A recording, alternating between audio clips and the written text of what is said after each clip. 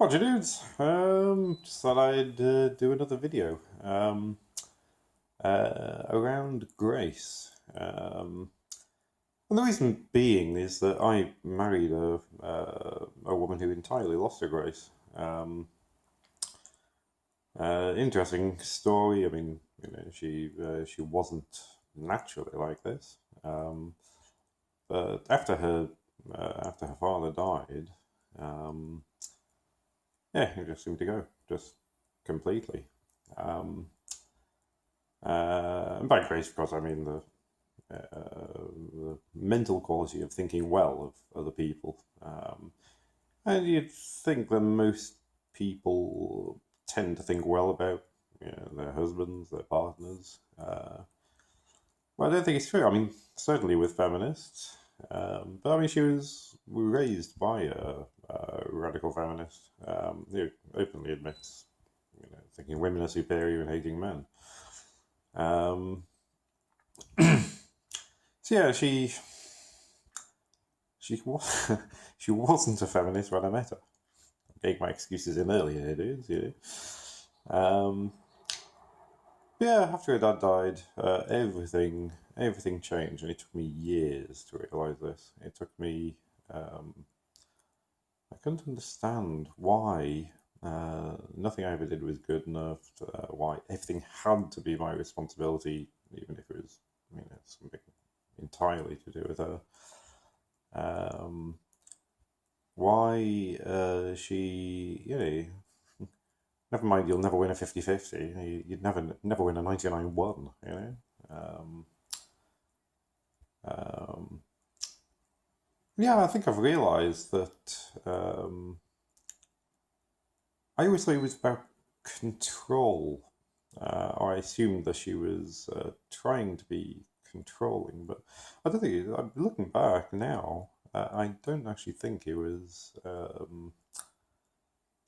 deliberate. I think it was implicitly, if you I don't know, if you assume that everything someone does is malign or malicious towards you, you're effectively asking them to change, aren't you? You're effectively putting down a marker and saying, what you did was unacceptable, and please don't do that again. Um, and, as the opposite partner, if you love them, then you try to do this. But if a complete and utter lack of grace exists, then you're just chasing your tail because nothing you ever do is you just get criticized, nagged, the assumption that.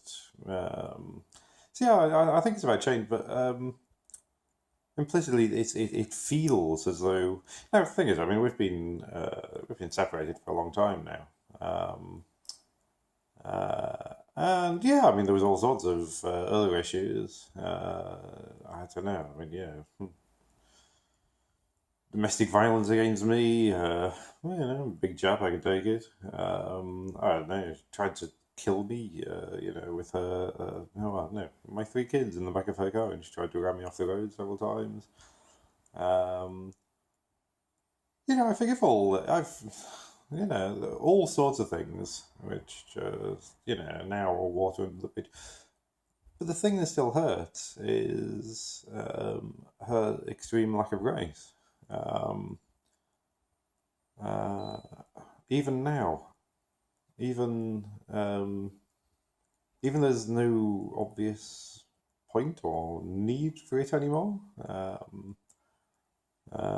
It's like she's still trying to blame the world on me, and I don't know. I think it was, like I say, I think it was the death of her father, which is annoying because it's something I screened for, if you like. I don't know. I wasn't a red pill back then, but I have a knowledge of psychology, and I made sure I asked a lot of questions about her father and how she got on with him and all this sort of stuff. And basically, she just lied. She made up an entire back catalogue of of, stories about him in her childhood. It's only very recently that she is, literally the last few months, I think, that she's admitted that she didn't know him until, I think, didn't even know who he was until it appears a couple of years before, she met me, and then he died a couple of years after she met me. So she never got to know her father. She never had any idea about his personality. She never had any biological comparison, for, I don't know, I mean, what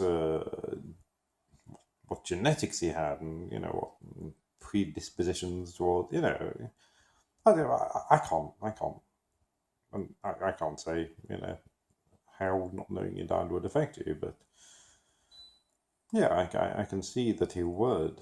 And what I'm thinking now is, I don't know. I mean, obviously, it's difficult because I didn't know the chap. After he died, that's when it's almost like she started trying to change me. And I'm not a bad chap, Um,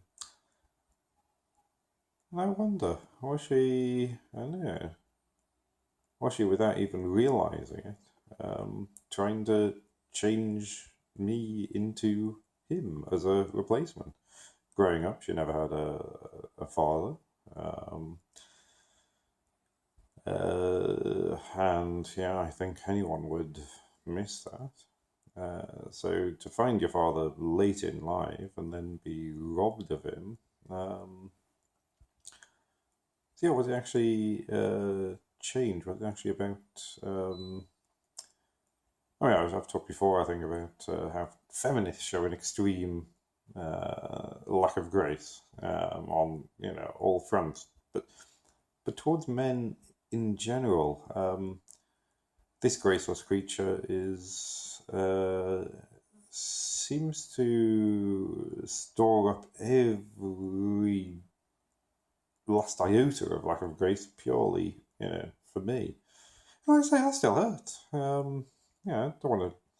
Well, she's a nightmare, obviously. You can imagine, living under not just that, but I mean, genuine psychological abuse for years and years and years. But yeah, I was just musing on it, if you like. Of all the really, really, really horrible things she ever did to me. Water off a duck's back. Yeah, the thing that still hurts.